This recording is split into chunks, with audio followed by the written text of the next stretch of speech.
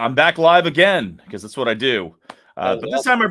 time I brought a guest. So this is George, and George is a professional guitarist, a professional educator, and the person who I personally know that teaches the most online students. So George, welcome, and so we'll be talking about the topic of, are music lessons from the internet a bad idea? And as Carlos had previously said, it's probably going to be a lot of it depends, right?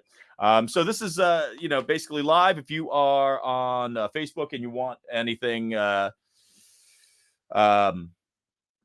any comments and things like that, just come on over to YouTube and pop them in. I'm sure we'll have some hot takes today. But that's the topic today. And let's introduce our George guest, or George, our guest George.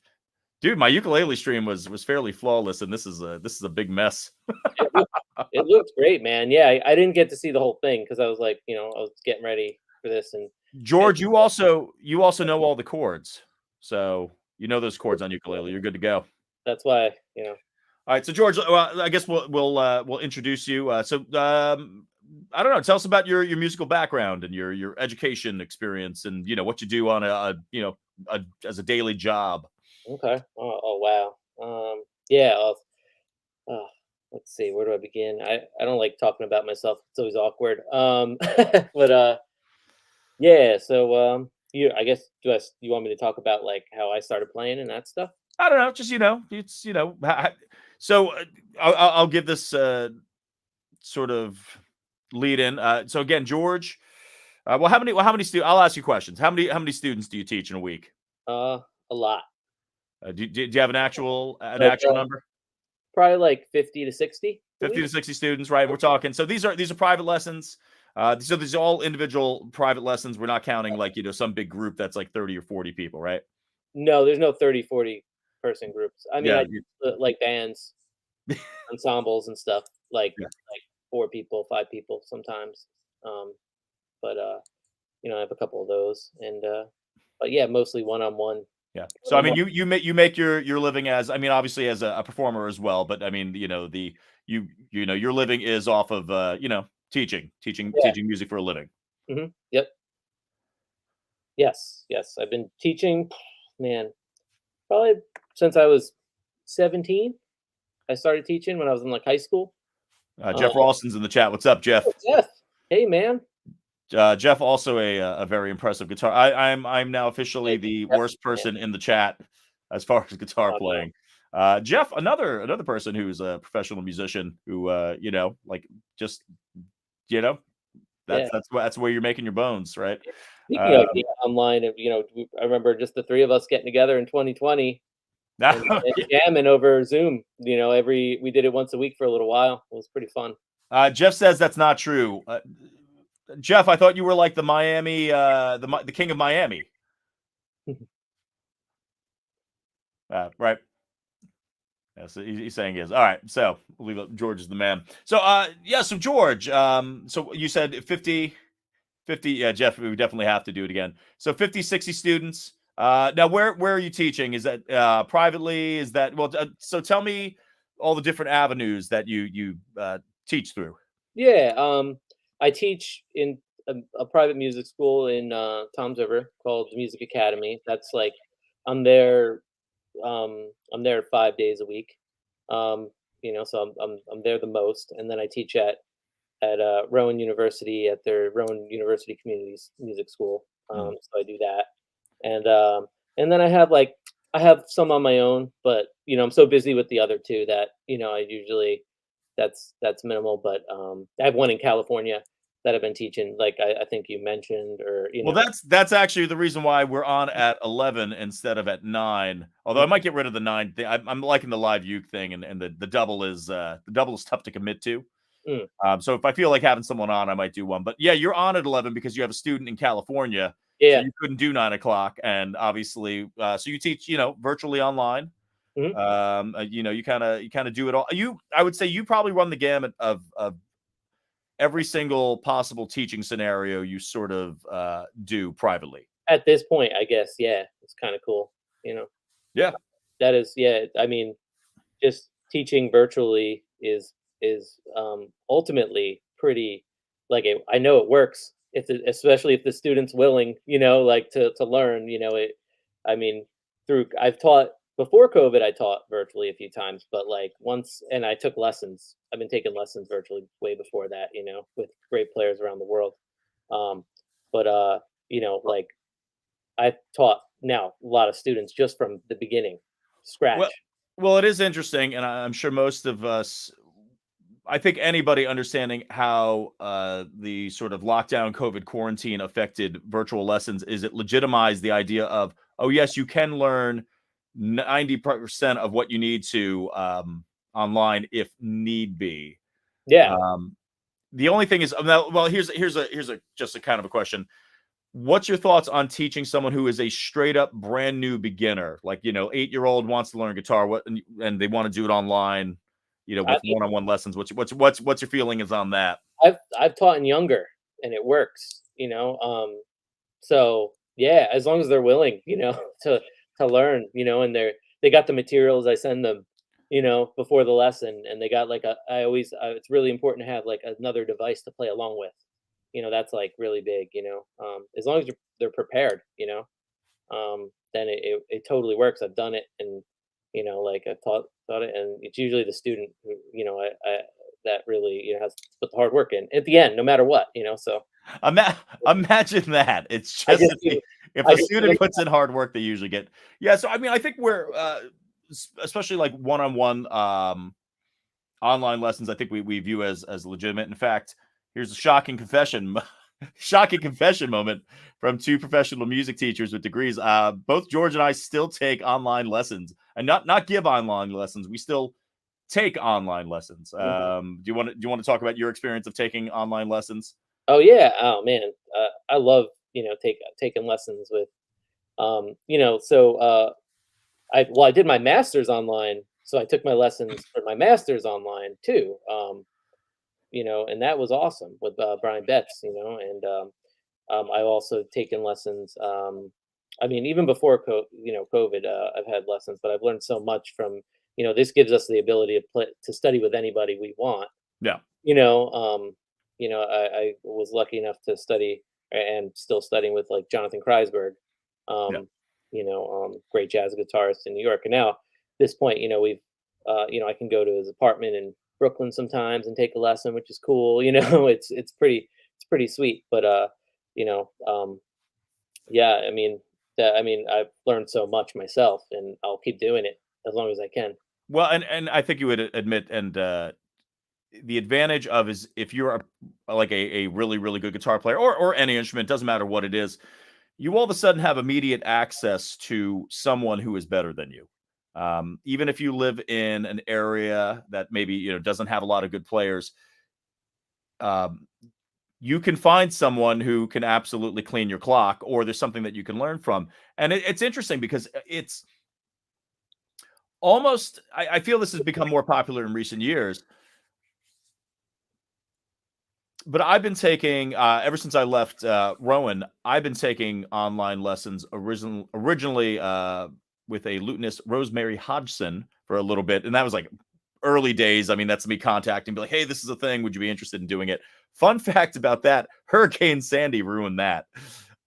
We were, in a groove, and then all of a sudden, it was just like that came, and I was done and working. And recently, I've been taking lessons with Tarek Harb, classical guitar player. That's absolutely ridiculous. I mean, top level instruction for a fairly reasonable price, depending on who you're studying with.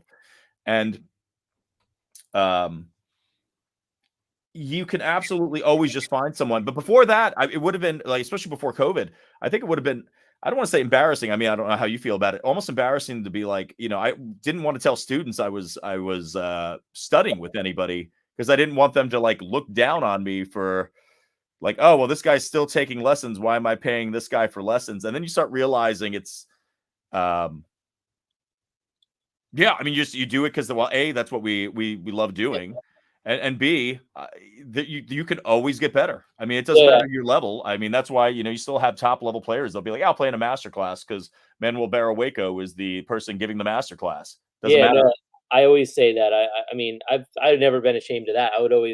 I tell my students, hey, I take lessons too.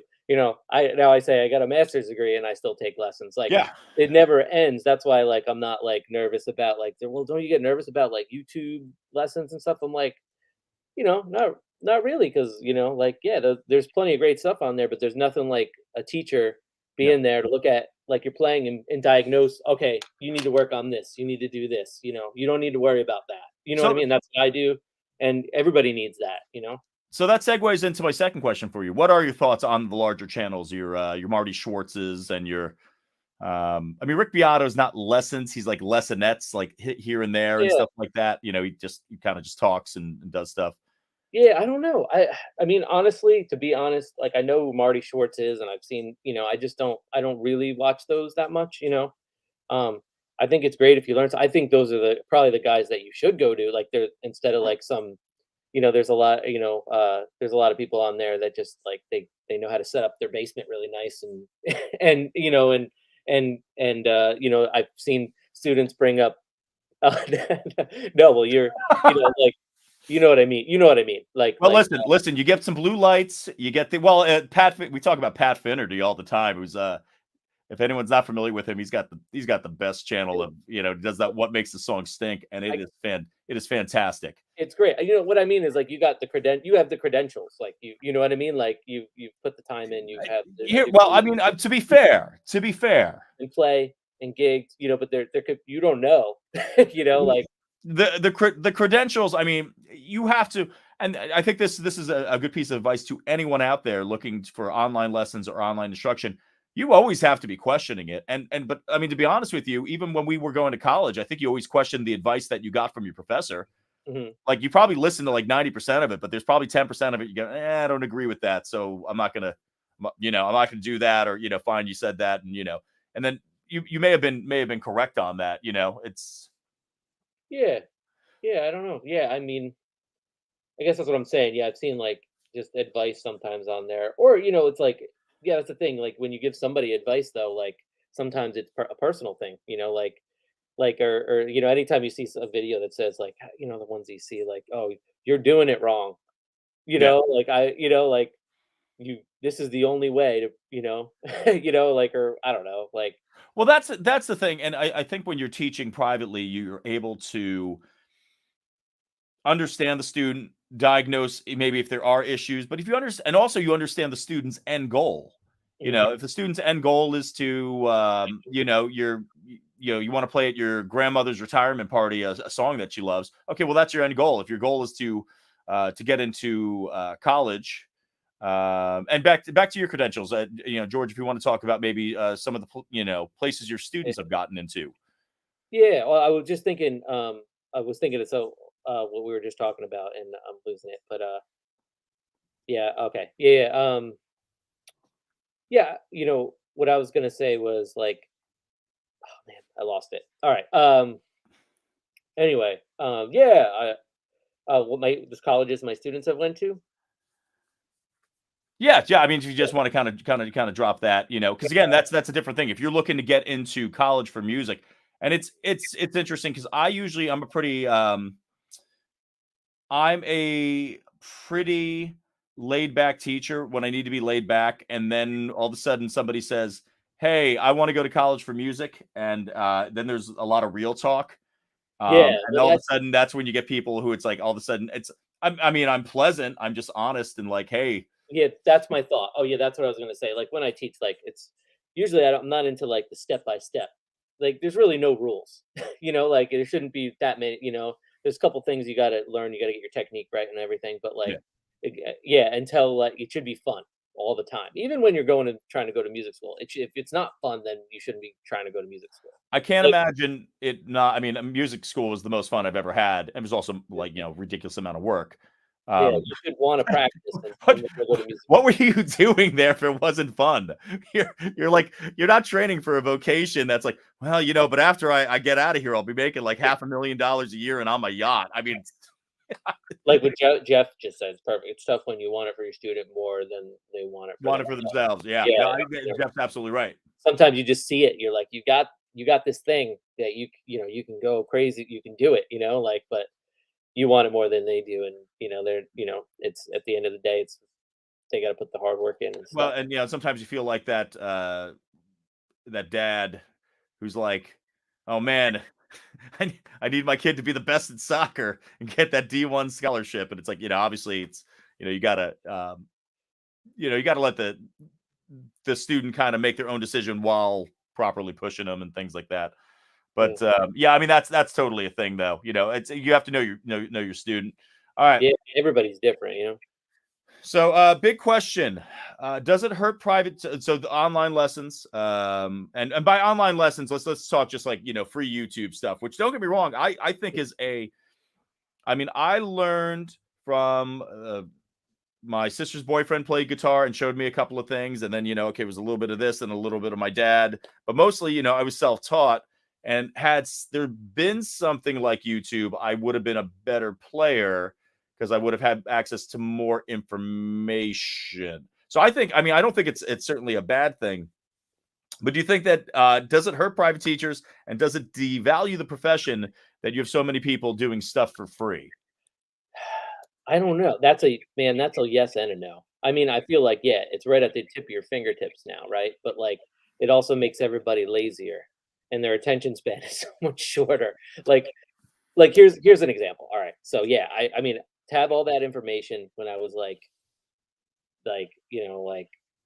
14, 15 would have been amazing, but I remember like going to a Guitar Center and buying the like the Paul Gilbert REH video, right? And Yeah. then just like he was like ridiculous on there when I was that young, but like I was trying to play it, and I kept spinning that CD, and I kept watching it over and over again, getting as much as I could from it.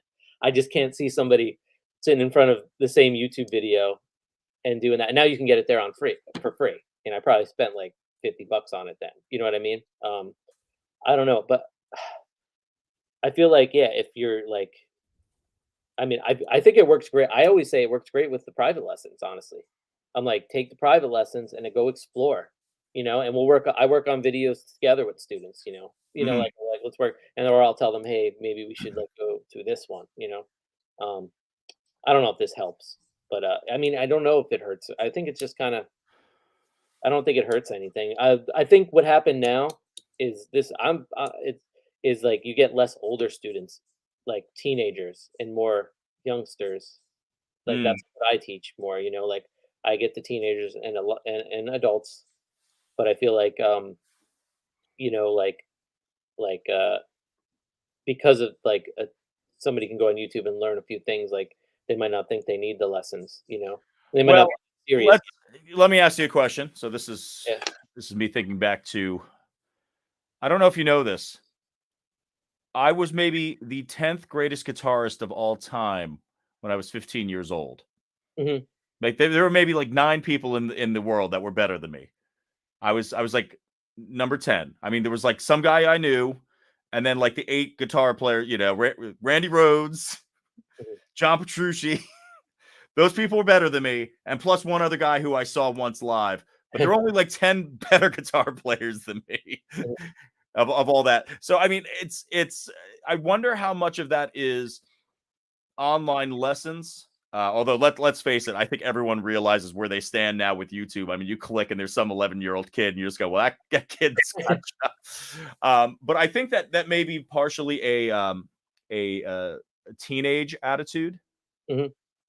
and it may also just be one of these things of pride, because I mean, basically, as that's when your parents don't know anything, and you know everything in the world. So it may be that, and it's not until maybe you find a teacher where you go, oh wait, I was wrong this entire time. This person could have been teaching me so many things where I could have saved so much time. Yeah, man. Yeah. And I mean, the most important thing, and I would say, is your ears. Like if you got somebody just showing you the song note for note, on a video, you're not really like, you're not training your ears, where like how we did it was we would have to figure it out, or like, I remember trying to figure out songs, by ear. and then I do that in front of every student that comes in usually, unless it's like, I put a song on and I figure it out, even though we can look Yeah. it up, because because they're getting the like it's good for me for my ear training, and then it's good for them to see it, and they get to the point where they can do it too. Sometimes they beat me. I put the song on, I'm like, I'm gonna figure this out for you, and then they start like, all right, I got it, and it's like, yes. Um, but that's like the most important thing is to be able to, and I feel like sometimes when you got like something just given to you like that, like a song, here, this is how you do it for free, you know, like you're missing out on like the hard work part, All right. that is essential. But Yeah. Yeah. No, absolutely. yeah, I think Larry Little might have our first hot take. Hot take of the evening. I like that. Yeah, I'm going to do that again. I just really enjoyed that. Spent 7 hours making that now. All right. So, Larry, this is Larry's certainly his comment.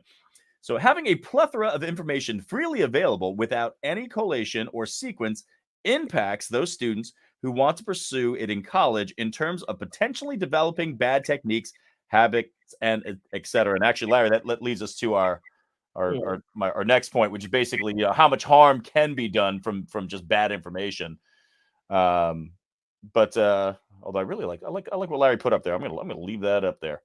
All right. So what's your thoughts on that? Yeah, man. Yeah. I mean, for sure. I don't, yeah. Um, I totally agree with that. 'Cause, I mean, So bad about bad. trying to break down Larry's eloquently worded thesis, and I have my thesaurus trying to figure out half of those words. I know plethora though. That's a fancy one. So wait, I mean, Larry, correct me if I'm wrong. Basically, you're saying having little bits of information and kind of gathering stuff, and then not having someone giving you one Mm, fluid sort of thought, one fluid method makes it where you can develop bad habits. You're not developing a certain strict technique. Certainly, I'm sure George you would agree. If it's like probably someone like just every 3 weeks I change my picking yeah. style because Listen, somebody said oh I got to do this now. Oh, I got to do this now. Oh, well, what about this? What about that? And you're not actually building enough foundation. yeah, I mean, if you're getting that serious, you need somebody because, like, I mean, you don't need somebody, but I mean, it really, really does help. I feel like because it could be this little things that somebody could watch your playing and be like, oh, you need to like do this with the pick or change your hand, do Yeah, this, or let's fix this. Ooh, yeah, something's wrong with your timing. And you don't realize it. But like, like or whatever. You know what I mean? Like, yeah, like George. I don't know if you know this. My time is perfect. I never rush. I know, man. I never rushed. And Yeah. every professor that pointed that out, I was like, no, you're clearly wrong. And then you record yourself. It's like that episode of the '90s sitcom California Dreams, and you go, "Oh my god, that's what I sound like." Yeah. It's yeah, I mean, yeah, I mean, yeah, I feel like there's just yeah, I don't know. I mean, yeah, you could use it for good, and it could be supplement and you could explore a little bit to what you're learning, but Although it is funny because I mean, as we some of us know from personal experience, um, bad information is not limited to the internet yeah, sure. Yeah. at all. The amount of guitar, people, I don't even say guitar teachers or music teachers, but the amount of people who masquerade sometimes as music teachers or guitar teachers, um, You and know get what? That's and get paid for it. and yeah, I mean, They receive money, George. It's insane, and you just go, I don't know. Now this isn't most people. This isn't most people, and this actually will eventually dovetail, hopefully, into one of my other comments. This isn't most people, but they're just out there where it's like, okay, local, because a lot of people don't know. Some people from the local music shop are like, wow, this person's really, really good. And again, this has nothing to do with being college educated. Let's get that straight off the bat. This isn't like, oh, you need to do this and do that and do this. You could be a fantastic teacher without a college degree or that sort of education, and just you have it from real life experience. So it's not about that, but you will absolutely just sometimes get someone where it's like, you should not be teaching this instrument at all for money. Or I've seen that you could be a great, amazing player, but not a good teacher. I've seen that too. I mean, I honestly, I tell this to my students too. Like when I started teaching when I was 17, right? And and I always say I shouldn't have been teaching. I don't think I should have been teaching at that. Well, Now that's right, because you started teaching. Well, this is interesting. So let's back up. So you started teaching when? I was in high school, so there was like I was the local music shop by me needed a good. My friend was teaching guitar lessons. He was leaving for whatever reason. He's like, "Oh, George, I'll get my buddy George to teach the lessons instead." Yeah. So yeah, and I took it originally was because I was like, "Oh, this will help me get better." Like Well, that's why it I was does. like, I wanted It to be in absolutely the shop. does. Yeah, I mean, how much do you learn from your I mean, maybe not your beginner piano students who are 5. And that's the other thing, George, as a professional teacher and things like that, you also teach, well, you teach guitar, piano, ukulele, I assume. ukulele, bass. Yeah, that's about it in theory, and Ethically, what won't you teach? drums. You Yeah, I won't teach the drums. I feel like if I yeah, I mean those instruments you mentioned. I feel like yeah, I mean I teach in ensembles drummers. But I'm like but I don't know I don't know. Like I usually I tell them, hey, you should work on this. Talk to your teacher, and I that's the thing. I have a good connection with like if I'm in a place I'm working, I try to connect with everybody, all the other teachers, and that's a good, you know, True. Well, yeah, that's like, I mean, I didn't I well, I basically coached someone who I knew to get into college for jazz trombone. I don't play trombone well, but I understand the jazz part. So if you're coming in yeah, with enough skills, you can and that's when you're leading an ensemble, like you can yeah. you That can, you can explain that, but yeah, obviously it's hmm a different thing. But yeah, so I mean, so you were oh Larry says, you mean you can't show me how to play the drum solo to sing, sing, sing? I don't even what sing, sing, sing. Isn't that the dun dun dun dun dun dun dun dun dun dun dun dun dun dun dun dun dun Huh. dun dun dun dun I dun can't dun? play. I like it. My answer is I can't play a drum solo to anything. But Um, but that's the thing. I mean, you think about that, and it's like it was a great opportunity for you, and you're appreciative of that. yeah, And the lessons were probably reasonable when you were 17 that you were giving, but I'm sure you were flying yeah. by the seat of your pants. I mean, I I started I did the teaching. best I could though. I did. Yeah. I mean, and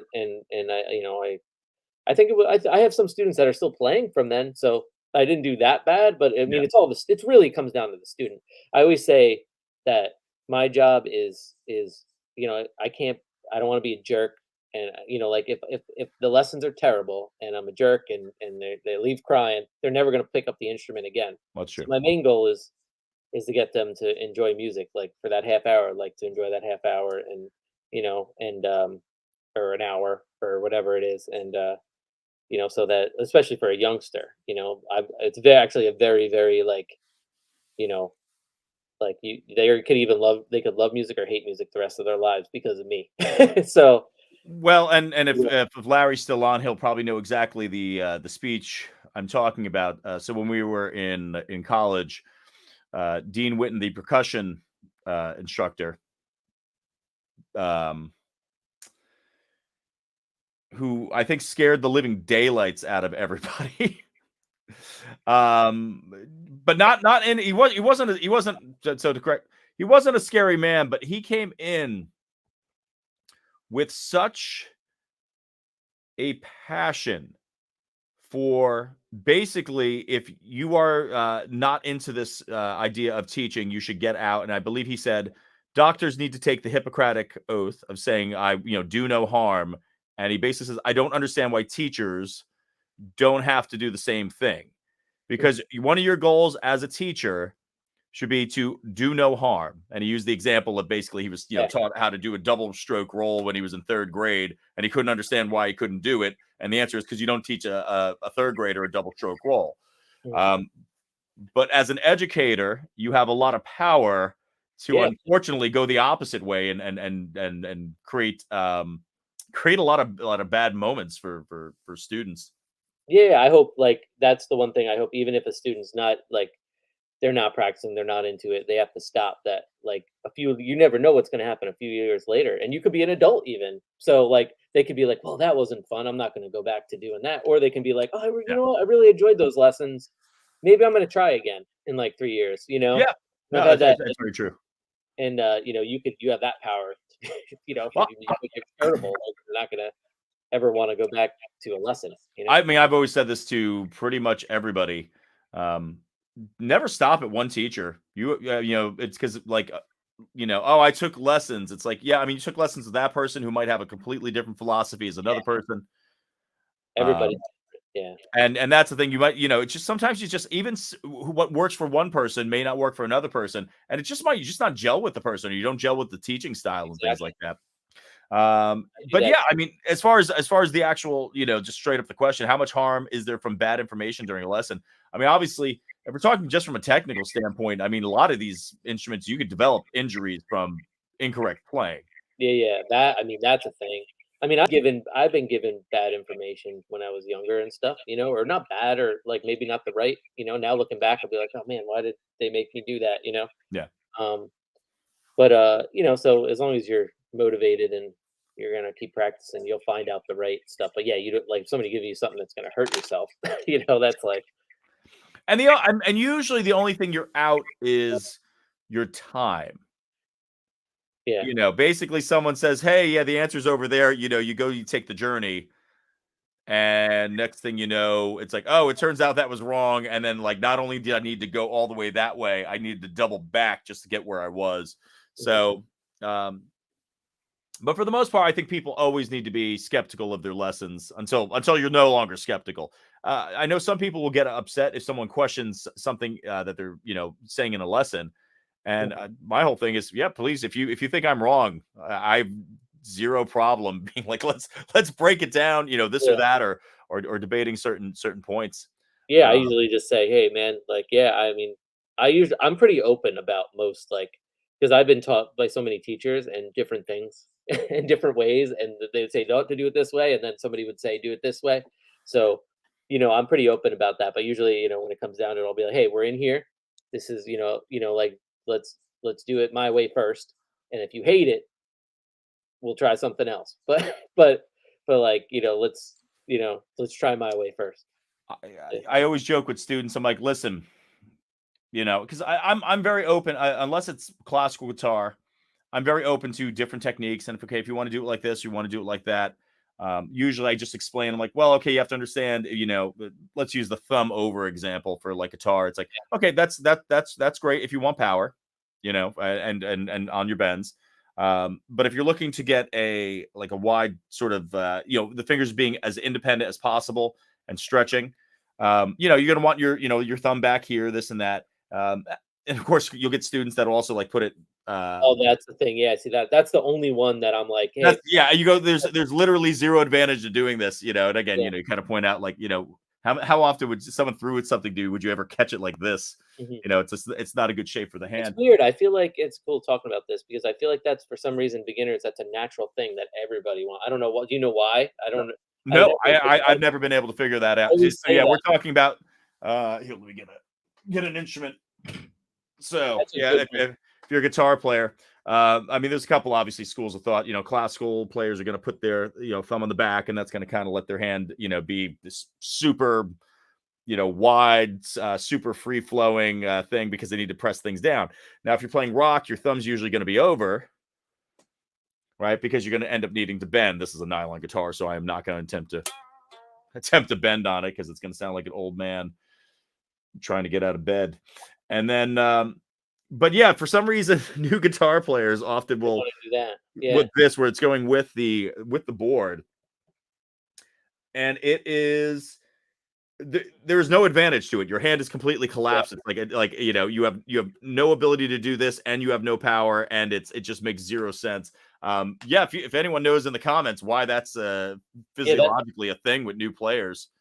that's a good one because I mean, I see that all the time, and I always say, yeah, that's I would just say, "Hey, you begin all beginners do that," like, but a lot of them do it, I mean, like Maybe it's just it's a 50-50 shot on how you're gonna, or just like, oh, maybe it's something with the right arm. I've never been able to diagnose. That's well, one of the yeah, few. maybe they're trying to hold it up because that's a thing too, when you're a beginner, you're trying to hold everything, and Yeah, it's just get the right like, balance. there's slide yeah, That's probably a lot of it. That's one of the few things where I go, you can't do that. I mean, like, and I'm very, very, very easygoing often on technique, depending on what kind of style we're learning. You just want to strum some chords. That yeah, is absolutely the one thing I go. There's no advantage to it. You just yeah, stop it now.